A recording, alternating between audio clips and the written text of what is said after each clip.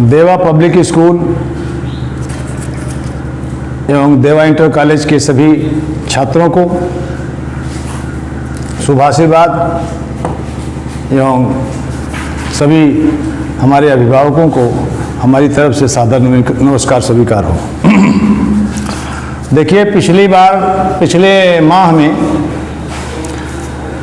जुलाई के first week में हमने आपको एक वीडियो भेजा था और वीडियो के माध्यम से 3-4 जो प्रमुख बातें हैं उनको बताने की कोशिश हमने की थी।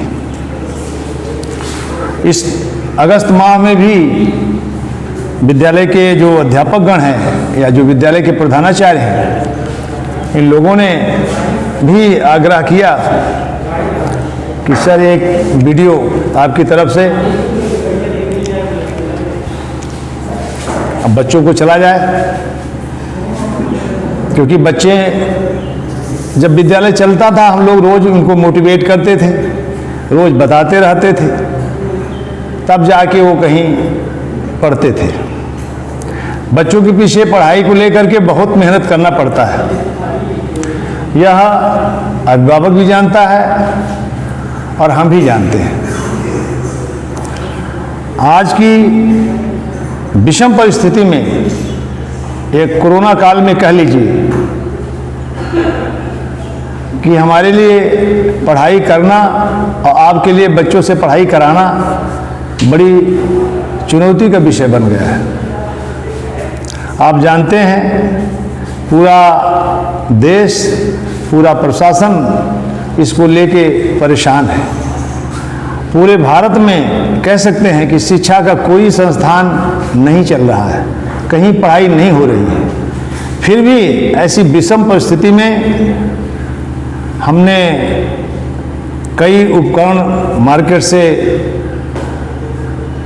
परचेज करा के, सारे टीचरों की मीटिंग लेके, जो हमारे अच्छे गार्जियन हैं इनसे राय सलाह लेकर के ऑनलाइन पढ़ाई का कार्य जुलाई से विधिवत किया जा रहा है।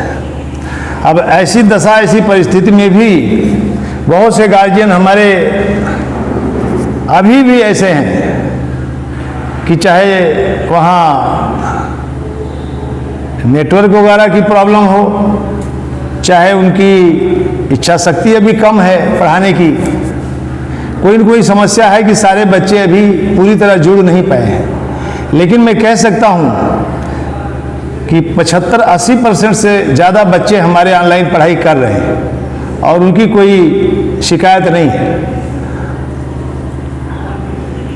आज जो प्रमुख विषय है आपसे बात करने का, वह यह है कि पिछले वर्षों की बात इस बार भी हम चाहते हैं कि जो अगस्त माह में जो हमारा टर्म टेस्ट होता है वह मैं कराना चाहता हूं, क्योंकि उस टर्म टेस्ट में जो बच्चे नंबर पाएंगे वह नंबर बच्चों के जो रिपोर्ट कार्ड बनेंगे उसमें चढ़ेंगे और उस नंबर के आधार पर बच्चों को पास या फेल जो किया जाता है वह होना है। इस कड़ी में हम अपने अभिभावकों से एक विशेष आग्रह करेंगे कि वे कुछ गार्जियन जो अभी तक बुक सेट नहीं ले पाए हैं, चाहे वो आर्थिक रूप से परेशान हो और चाहे ये जान करके कुछ लोगों से कि विद्यालय सत्र शून्य हो जाएगा, नहीं चलेगा, ऐसा मान के कुछ लोग अभी बुक सेट नहीं लिए। आज का जो वीडियो है इसी कड़ी में विशेष रूप से कहा जा रहा है कि 1 सप्ताह के अंदर आप बुक सेट ले लें। जब आप बुक सेट ले लेंगे फिर आपको हम सिलेबस देंगे और उस सिलेबस के आधार पर बच्चे को पढ़ा करके उसकी कॉपी में उसका काम चेक करके उसको नंबर दे करके या जो भी चीज़ें हैं वह नंबर रिपोर्ट कार्ड में चढ़ा करके बच्चे को आने वाली कक्षा में हम ले जा सकेंगे। अगर आपका बच्चा पेपर ही नहीं देगा तो किस आधार पर हम उनको पास करेंगे, आप बताइए। अभी आपने देखा होगा भारत सरकार ने नई शिक्षा नीति लागू कर दी है। नई शिक्षा नीति में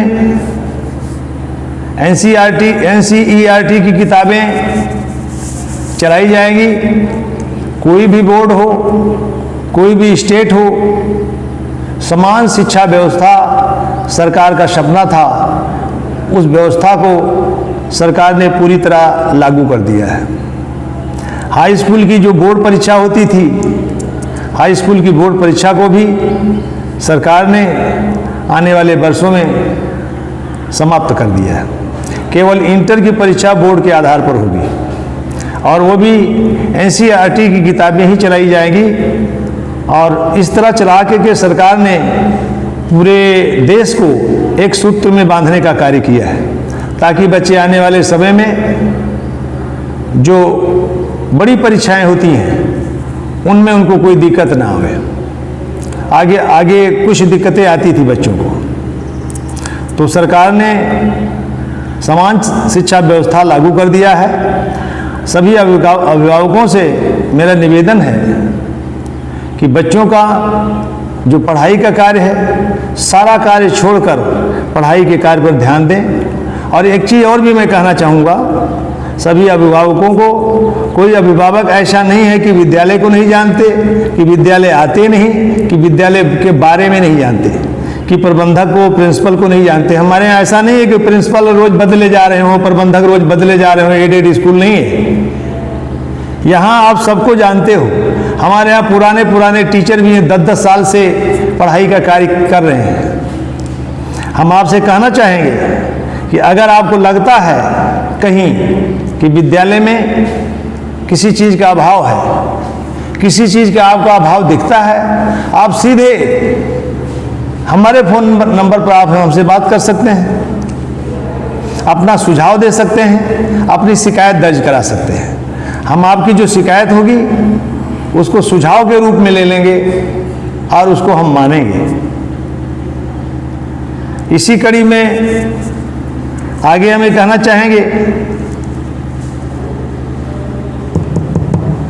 कि बुकसेट, अभी मैंने बुकसेट का नाम लिया, बार बार बुकसेट का नाम ले रहा हूं। बुकसेट एक सप्ताह के अंदर जरूर आप परचेज कर लें, क्योंकि बिना बुकसेट के टीचर परेशान है। टीचर पढ़ाई करने से बिल्कुल भाग रहा है कि जब बच्चे के पास बुक ही नहीं है तो कैसे उससे पढ़ाई किया जाए, कैसे उसको समझाया जाए, किस आधार पर समझा दें। कुछ गार्जियन अपनी बात को लेकर के अड़े हुए हैं कि जब विद्यालय खुल ही नहीं रहा है तो किताब किस बात का लें। ज़्यादा नहीं है ऐसे लोग। ऐसे लोग मुझे लगता है मेरे स्कूल में 10% होंगे। 10% लोगों ने नहीं लिया है, इसलिए भी टीचर कहीं ना कहीं कंफ्यूज है। अगस्त के लास्ट वीक में ये परीक्षा होगी, ये मैं दोबारा कह रहा हूँ, और आप बुक सेट ले लें। आपने देखा होगा पढ़ाई को लेकर के, अनुशासन को लेकर के हम लोग सतर्क रहते हैं। हमने पहले वीडियो में कहा भी है कि हमारी पढ़ाई में, जैसा कि आपने देखा होगा, हमारा रिजल्ट भी अच्छा आया है, और उस अच्छे आने में कुछ बच्चे हमारे जो अच्छे थे वास्तव में अच्छा नंबर नहीं पाए हैं। कहीं न कहीं काफ़ी जांचने में फाल्ट हुई है, उसको लेकर के हम कोर्ट में जाएंगे और वो कोशिश में करूंगा कि बच्चों का नंबर अच्छा मिल सके। तो वो तो अलग की बात हो गई। आप पढ़ाई में विद्यालय का साथ दीजिए। आपको इतना ही करना है, आप बुक सेट ले लीजिए और हम टर्म टेस्ट ले लेंगे। जहां तक रह गई फीस की भी बात, फीस को लेकर का बड़ा कंफ्यूजन है। फीस, अभिभावक लोग, ये लंबा विषय है, कहाँ कहाँ गए मैं नहीं कहूँगा, लेकिन हाँ कि आप विद्यालय आइए, विद्यालय में सिस्टमेटिक जो कार्य चल रहा है पढ़ाई का, उसमें सहयोग करते हुए अपना नामांकन कराइए। कक्षा 9 से 12 के जितने भी बच्चे हैं, मुझे लगता है उन्होंने लगभग नामांकन करा दिया है अपना। 6 से 8 का नामांकन हम जल्दी शुरू करेंगे। उन गार्जियनों को बुलाएंगे, वो भी आके अपने बच्चे का नामांकन कराएं और अगली कक्षाओं में प्रवेश लें। अभी बहुत सारे ऐसे भी गार्जियन कुछ हैं, आपको बताना चाहता हूं कि जिनकी पिछले साल की भी फीस कुछ न कुछ बाकी है, 1-2 महीने की। जिनकी पिछले साल की फीस बाकी है वो भी हैं और पिछली साल की फीस जमा करें। जब आप फीस नहीं दोगे तब तक विद्यालय का कार्य सुचारू रूप से नहीं चल पाएगा। आपके फीस से ही विद्यालय का कार्य सुचारू रूप से चलता है। फीस के बारे में हम चर्चा नहीं करना चाहते थे, लेकिन नहीं, हमने कहा चलो फीस के बारे में चर्चा चला ही लेते हैं, क्योंकि ये भी मूल विषय है।